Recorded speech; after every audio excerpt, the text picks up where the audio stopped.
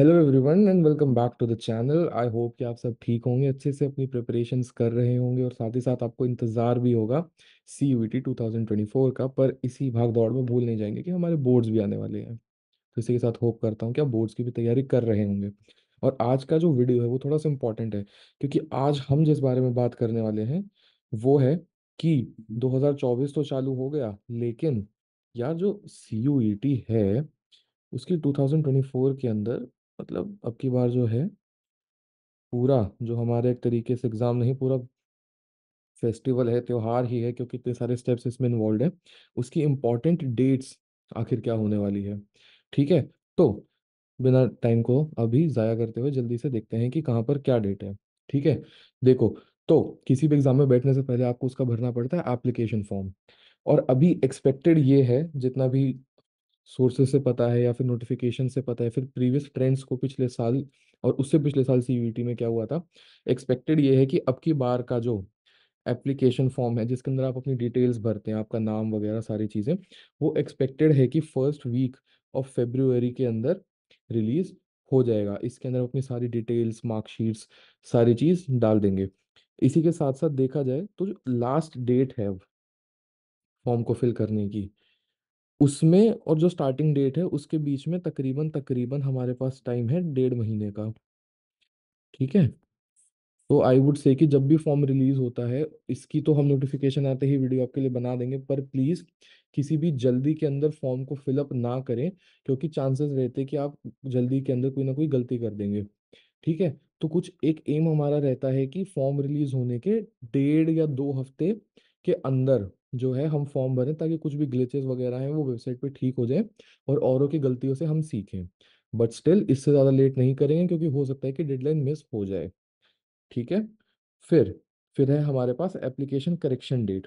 ये क्या चीज़ होती है, जिन्हें नहीं पता है और जिन्हें और कोई कम्पिटेटिव एग्जाम नहीं दिया है, फिर जो इस लाइन में थोड़े से नए हैं, उनके लिए बताना चाहूंगा कि जब भी आप सी यू ई टी का या फिर काफ़ी कम्पिटेटिव एग्जाम्स में यही होता है कि आप फॉर्म भरते हैं, तो आपको एक एप्लीकेशन की करेक्शन डेट दी जाती है, जिसमें एक विंडो ओपन होती है कुछ टाइम फ्रेम की, कुछ 5 दिन या फिर 2 दिन या 3 दिन की या फिर 1 दिन की भी, जिसके अंदर आप अपने एप्लीकेशन फॉर्म में जो जो गलतियां करी थी, ठीक है, जो जो आपकी क्या थी मिस्टेक्स, उन मिस्टेक्स को आप ठीक कर सकते हैं। अब वो मिस्टेक्स, बिल्कुल ही आप अपना फॉर्म चेंज नहीं कर सकते कि आपने अपना नाम बदल दिया, आपने क्लास बदल दी, ये कर दिया। कुछ चीज़ें चेंज हो जाती हैं, जैसे कि आपने मान लीजिए कुछ डॉक्यूमेंट्स अपलोड नहीं करे।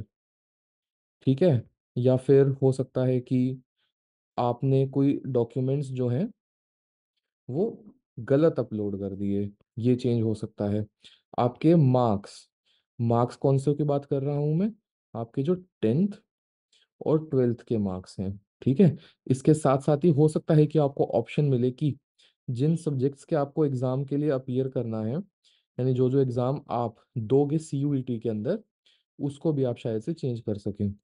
ठीक है, ये कुछ, और आप ऑफ कोर्स एड्रेस लिखवाते हैं, but not that important C U E T के अंदर, बट देन अगेन कि आप एड्रेस भी चेंज कर सकते हैं। ये और इसके साथ साथ कुछ और डिटेल्स होती है जो कि आप चेंज कर सकते हैं। ये बात ध्यान रखेंगे कि सारी डिटेल्स चेंज नहीं हो सकती हैं। ओके जी, अब इससे आगे बढ़ते हैं, और इसकी एक्सपेक्टेड डेट क्या है कि फर्स्ट वीक ऑफ अप्रैल के अंदर आ जाएगी, यानी कि लास्ट डेट जो फॉर्म भरने की उसके 2 हफ्ते के अंदर अंदर करेक्शन विंडो खुल जाएगी। ठीक है, करेक्शन विंडो हो गई। अब जी सीयूईटी ने सबके फॉर्म भर लिए, सबका डेटा आ गया, सबके करेक्शन भी कर दिए, फॉर्म्स पक्के हो गए, तो उसके बाद आपका जो स्टेप आता है वो है कि अनाउंसमेंट ऑफ एग्जाम सिटी। अब अनाउंसमेंट ऑफ एग्जाम सिटी क्या होता है, क्या एडमिट कार्ड का रिलीज होता है? नहीं, अनाउंसमेंट ऑफ एग्जाम सिटी के अंदर आपकी एक चीज रिलीज होती है जिसको हम बोलते हैं सिटी स्लिप। ठीक है, और जो सिटी स्लिप होती है इसके अंदर का सीन क्या होता है कि आपका कौन से शहर में, कौन से सिटी में एग्जाम होने वाला है, वो यहाँ पे रिवील कर देते हैं। अब इससे मेरा मतलब क्या है कि जब आप फॉर्म भरेंगे तो आप अपनी ना जो एग्जाम सेंटर की प्रेफरेंसेस हैं वो भरेंगे ऐसे, जैसे प्रेफरेंस 1, प्रेफरेंस 2, प्रेफरेंस 3, प्रेफरेंस 4 और अप टू प्रेफरेंस 5। आपने जो जो प्रेफरेंस के ऑर्डर में भरे कि फर्स्ट मेरे को चाहिए और फिफ्थ मेरे को सबसे कम चाहिए सेंटर, ये शहर भरते हो आप, तो उसके हिसाब से आपका जो सिटी रिलीज होती है कि आपको कौन से शहर में पेपर है, ये बात ध्यान रखिएगा कि एग्जाम सेंटर का एड्रेस नहीं आता है, केवल सिटी आता है। जैसे कि आपने मुंबई का फॉर्म भरा तो मुंबई के अंदर आपका सेंटर है, ठीक है, वो आपका रिवील हो जाएगा मुंबई के अंदर है या फिर हरियाणा में कहीं है, उत्तर प्रदेश में कहीं पर है, लखनऊ में है, जहाँ पर भी आपका सेंटर है वो यहाँ पर रिवील हो जाएगा कि कहाँ पर आपका सेंटर है। और इसकी डेट रहने वाली है तकरीबन तकरीबन सेकेंड वीक अप्रैल 2024 की। कुछ बातें ध्यान रखें कि ये जो डेट्स हैं ये सब की सब एक्सपेक्टेड डेट्स हैं, ठीक है। टाइम के साथ साथ पता चलेगा, पर जो एक ट्रेंड है, यूजुअल ट्रेंड और जो नोटिफिकेशंस और इन सब चीज़ों से हम पता कर सकते हैं, वो यही रहता है। इसके बाद सिटी स्लिप रिलीज होने के बाद भी आपको कुछ टाइम मिलता है, 1 या 2 दिन का एक बार विंडो ओपन होती है, जिसके अंदर अगर आपका सेंटर बहुत ही दूर है, मान लीजिए आप रहने वाले अहमदाबाद के और आपका सेंटर आ रहा है वेस्ट बंगाल के अंदर या असम के अंदर कहीं पे, और आप उतनी देर अपनी उतनी दूर देने नहीं जा सकते हैं, तो ठीक है।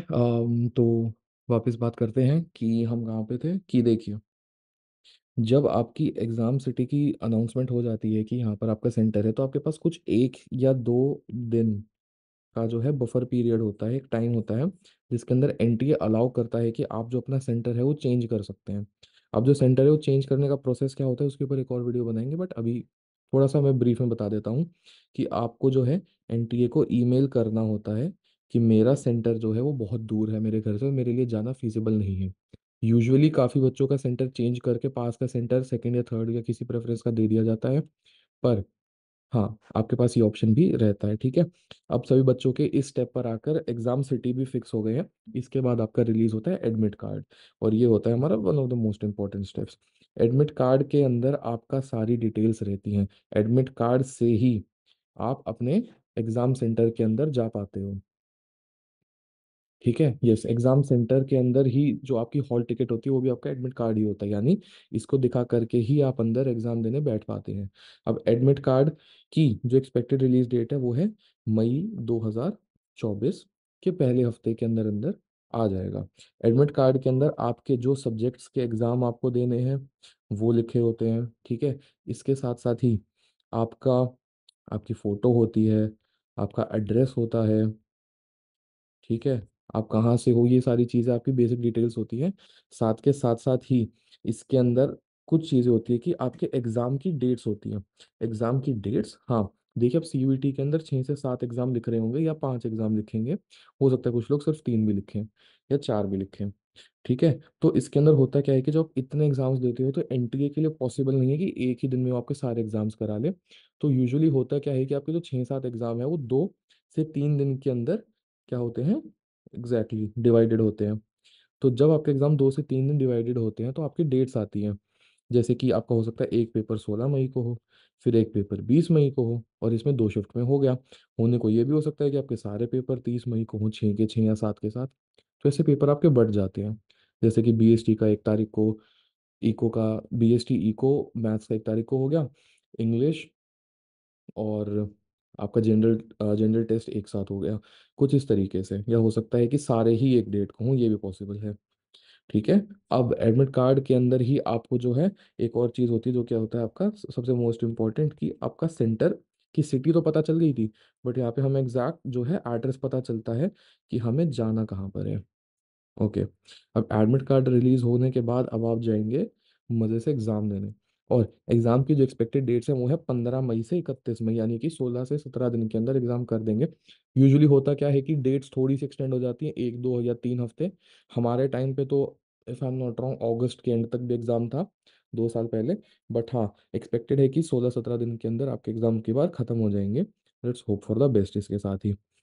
और एग्ज़ाम देने के बाद जो आपने एग्ज़ाम दे दिया उसके बाद जो एक इंटरेस्टिंग स्टेप है वो है कि आपके आंसर की रिलीज होती है। पर आंसर की रिलीज होने का मतलब ये है क्योंकि रिटर्न पेपर है तो क्वेश्चन पेपर आपको नहीं मिल, रिटर्न पेपर नहीं है, कंप्यूटर बेस्ड टेस्ट होता है, तो आपके पास क्वेश्चन पेपर नहीं होता है, आपके साथ आंसर की के साथ साथ एक चीज रिलीज होती है जिसे हम बोलते हैं रिस्पॉन्स शीट, ठीक है। रिस्पॉन्स शीट के अंदर क्या होता है कि आपने मान लीजिए क्वेश्चन 1 का जो ऑप्शन करा था, क्वेश्चन 2 का आपने मान लीजिए सी करा था, और एनटीए के हिसाब से इनके क्या करेक्ट आंसर हैं वो सब आपके रिस्पॉन्स शीट के अंदर होते हैं। कि आपने मान लीजिए क्वेश्चन 1 का आंसर ए करा था, एनटीए के हिसाब से डी है, 2 का सी करा था, एनटीए के हिसाब से भी सी है, तो आपको फिर उसका मार्क मिल जाएगा, ठीक है। Cool enough. पर एक चीज देखेंगे कि आंसर की जो रिलीज होती है उसके साथ जो आपके रिस्पॉन्स शीट और आंसर की एक साथ आती है, उसके बाद एनटीए कुछ एक हफ्ते के लिए एक ड्राइव चलाता है जिससे वो बोलता है कि चैलेंज वाला टाइम है ये। चैलेंज एज इन मुकाबला वगैरह कुछ नहीं, कि आप जो है आंसर की जो एनटीए ने रिलीज करी है, आप उसको चैलेंज करते हो।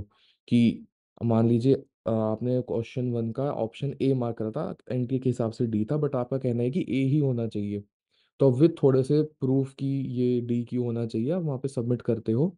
और वो फिर आपको उस क्वेश्चन को, अगर एनटीए मान लेता है कि हाँ आपने ठीक कराया हम गलत थे, तो फिर आपको उस क्वेश्चन का भी जो मार्क्स है वो मिल जाएगा। और ये चीज़ अराउंड एक हफ्ते चलती है। हो सकता है थोड़ी कम या थोड़ी ज़्यादा भी हो अब की बार। फिर इसके बाद जब सब बच्चों का डेटा कंपाइल हो गया, आंसर की पक्की हो गई कि एक और नई आंसर की आ गई, सबने चैलेंज कर दिए क्वेश्चंस कि एनटीए कहाँ पर गलत था या वो कहाँ पर गलत थे, ठीक है, उसके बाद फिर आपका अनाउंस होता है रिजल्ट। इसका इंतजार भी होता है, इंतजार नहीं भी होता है, लोगों को डर भी लगता है। ठीक है। तो रिजल्ट के अंदर वही है आपका कि आपकी काफ़ी कुछ चीज़ें आती हैं। एक तो आते हैं आपके टोटल मार्क्स, ठीक है, फिर आते हैं आपकी परसेंटाइल, और ये रहती है आपकी सब्जेक्ट वाइज। ओवरऑल मार्क्स या ओवरऑल परसेंटाइल सीयूईटी के अंदर नहीं आती है, आपके सब्जेक्ट वाइज परसेंटाइल्स आती हैं। और रैंक्स भी, अब तक 2 साल से कोई रैंक्स नहीं आई थी सीयूईटी के अंदर, इस बार का नहीं बोल सकते हैं। बट परसेंटाइल से एक थोड़ा सा रफ एस्टिमेट लगा सकते हैं कि आपकी रैंक कितनी आई होगी।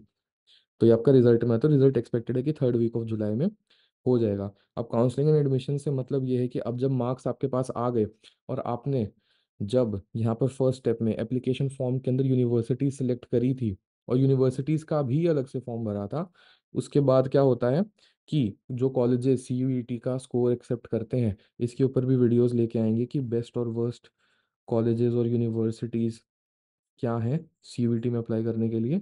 तो फिर फोर्थ वीक ऑफ जुलाई के अंदर एडमिशन प्रोसेस चालू हो जाएगा। जिन जिन यूनिवर्सिटीज़ और कॉलेजेस के लिए आपने अप्लाई करा था, वो अपने पोर्टल खोलेंगे, और आपके मार्क्स के हिसाब से आपको, और कंपटीशन के हिसाब से आपको एडमिशन मिलना चालू होगा। बात करूँ स्पेसिफिकली अगर दिल्ली यूनिवर्सिटी की, तो ये प्रोसेस जो है 1.5 से 1 महीने के बीच में चलता है। वही है कि पिछले साल इतना लंबा चला था। राउंड्स बहुत सारे चलते हैं, तो हो सकता है कि 2-2.5 महीने तक भी किसी का एडमिशन हो। बट यूजुअली जो पहला दूसरा तीसरा राउंड है वो 1 से 1.5 महीने के बीच में खत्म हो जाता है। स्पॉट राउंड्स बताते हैं क्या होता है, वो बाद में बताएंगे, वो भी लंबे चलते हैं। एनीवेज, तो काउंसलिंग और एडमिशन आपका मोटा मोटा फोर्थ वीक ऑफ जुलाई, या फिर मैं बोलूँ अगर इसको फर्स्ट वीक ऑफ अगस्त तक हो जाएगा। और आपके क्लासेस जो हैं, यूनिवर्सिटी तो यूनिवर्सिटी डिपेंड करेंगी, बट मोर और लेस आपका सेकेंड वीक अगस्त तक, यानी 15 अगस्त तक अपने कॉलेज में बना पाओगे। तो ये चीज आपका पूरा का पूरा सीयूईटी 2024 की इंपॉर्टेंट डेट्स थी। इसी के साथ साथ if you are preparing for CUET 2024, तो हमारे पास अपना खुद का कोर्स है, जिसके अंदर we last year we help over 100 students get into Delhi University. तो if you are also aiming to get into Delhi University के best colleges, click the link in the description box and let's learn together. तब तक के लिए आई hope कि आप तैयारी करते रहेंगे, ठीक होंगे। मिलते हैं अगले वीडियो में। Bye bye.